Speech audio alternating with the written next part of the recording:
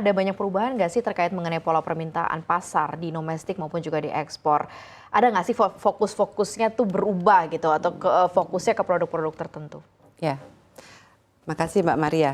Jadi memang kita kemarin itu pada saat sebelum pandemi sudah ada pola, kemudian di masa pandemi memang jadi agak kacau gitu ya, karena nobody can guess when the pandemic will come and will go, ya kan? Jadi pada waktu itu memang ada 2-3 tahun fokusnya memang fokus kepada pandemi, dan di masa pandemi pun kami juga menunjukkan respon yang cepat pada saat Presiden Jokowi pada waktu itu memerintahkan untuk di awal kita memang mengimpor untuk vaksin COVID begitu, karena kita memang belum ada.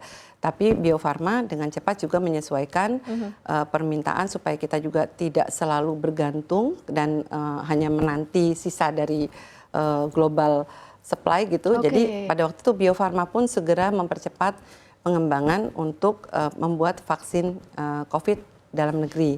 Dan akhirnya memang kita keluar dengan satu vaksin Indovac namanya, yang pada waktu itu vaksinnya sudah mulai menurun, COVID-nya sudah mulai menurun, dan kami pergunakan vaksin Indovac itu untuk booster seluruh masyarakat Indonesia. Sehingga alhamdulillah waktu itu lockdown kita bisa cepat dibuka, masyarakat bisa kemana-mana, negara kita masuk 5 besar, selesai COVID terlebih dahulu ya dibanding negara lain. Nah setelah itu kami memang sudah langsung bersiap-siap dengan stakeholder utama kami, Kementerian Kesehatan. Di situ kami sudah kembali merencanakan untuk masuk lagi kepada rutinitas vaksin yang dibutuhkan oleh Indonesia. Jadi kalau 2025 kemarin dan nanti tentunya ke 2026 ke depan, kami sudah kembali sebetulnya kepada stabilitas pengadaan vaksin rutin. Kalau di Indonesia itu kan kita punya namanya PIN yang produk atau program imunisasi nasional.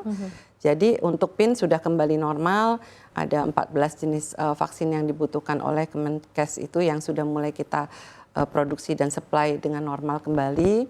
Dan kemudian untuk ke global pun kita untuk polio seperti tadi sudah saya jelaskan, kita sudah kembali normal dan kita kembali mulai melihat lagi kepada vaksin inovasi yang sudah mulai dibutuhkan ke depan. Nah salah satunya memang karena di Indonesia sudah mulai dicanangkan kegiatan untuk pengentasan kanker serviks untuk wanita, walaupun di luar negeri sudah mulai masuk juga ke pemberian vaksin HPV untuk laki-laki, di Indonesia belum.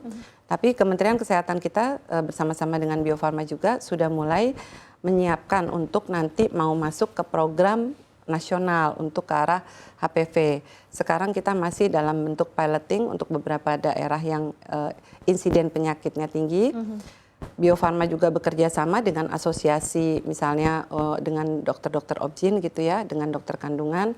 Kita membuat gerakan yang namanya Sprint Selamatkan Perempuan Indonesia. Nah di situ kita sudah mulai selain dari yang vaksin rutin kembali, kita mulai menambahkan vaksin-vaksin inovasi yang seperti HPV tadi, Human Papilloma Virus, bisa menyebabkan kanker serviks.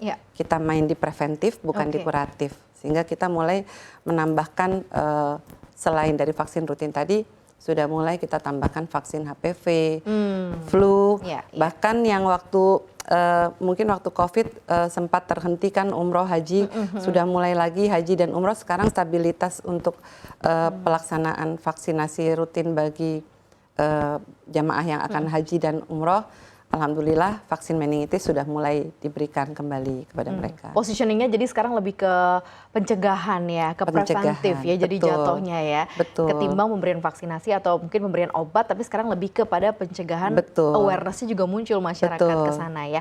Yang menarik juga nih, Bio Farma kan ternyata membawa positioning juga sebagai produk farmasi dan vaksin halal. Nah kalau dilihat dari seberapa besar nilai jual aspek halal di pasar internasional nih, kemudian wilayah-wilayah mana yang memang juga dampaknya cukup terasa, needs-nya, demand-nya terhadap halal produk khususnya di vaksinasi ini seperti apa Bu Kamel?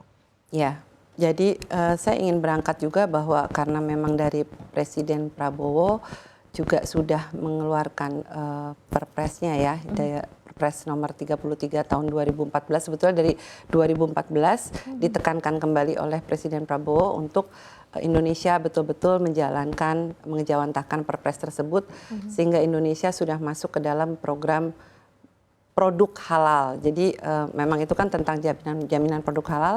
Di situ ada obat, makanan, kosmetik dan sebagainya. Kami masuk dari sisi vaksin, sehingga Bio Farma dengan BPJPH yang sekarang mengendalikan untuk perizinan dan registrasi untuk produk halal. Kami bekerja sama untuk memiliki roadmap produk halal sampai 2039 nanti. Kenapa? Karena vaksin untuk memproses menjadi halal itu tidak semerta-merta, karena ada vaksin yang sudah dibuat lebih dulu. Untuk menjadikan produk halal kita harus from the beginning, kita pastikan lagi dari mulai pencucian, pembersihan dan lain-lain, fasilitasnya itu semua harus di set ulang menjadi halal begitu. Nah, saat ini alhamdulillah Bio Farma sudah memiliki 7 produk vaksin yang sudah tersertifikasi halal dari BPJPH. Dan terus akan bertambah yang lainnya sampai semuanya menjadi halal. Seberapa penting sekarang ini halal dari BPJPH sendiri sudah membantu mempromosikan kepada halayak luas. Halal ini tidak hanya sekedar untuk kepentingan agama saja. Kalau di agama Islam itu sebagai bagian dari syariat, bahwa kita harus menggunakan produk yang halal. Tapi di balik itu, bahwa halal itu ternyata memang menjamin kebersihan, kualitas baik, jadi halalan thayyiban gitu, jadi halal dan baik. Sehingga dia menjamin kebersihan, kualitasnya baik, prosesnya baik, seperti kita kualitas dari fasilitas, kalau kita pakai uji klinik di hewan dipastikan bukan hanya pemotongan dan ini halal, tapi treatment kita kepada hewannya juga harus baik, sehingga dengan awareness seperti itu, efeknya besar di masyarakat, sehingga masyarakat menganggap produk yang halal itu produk yang baik dan aman untuk mereka konsumsi. Dan itu dampaknya kami sebagai penyedia atau supplier, kita melihat adanya kesadaran masyarakat yang sudah tinggi terhadap halal tersebut, itu membantu baik di produknya pemerintah, Kementerian Kesehatan saat memberikan vaksin, di daerah-daerah yang khususnya mereka sangat kuat dalam memberikan persyaratan halal tersebut, cakupan vaksinnya jadi semakin luas, semakin besar, semakin baik. Dan ternyata global pun sekarang dengan Bio Farma juga sudah sejak lama masuk di dalam kelompok OIC atau negara-negara Islam gitu, OKI ya, kan juga mereka mensyaratkan produk-produk halal. Artinya terhadap global pun jadi efeknya menjadi mereka lebih trust dan lebih punya value kita, lebih meningkatkan value produk kita di mata mereka, karena kita selain kualitas, safety, kemudian halal. Ada tambahan lagi memenuhi ekspektasi mereka.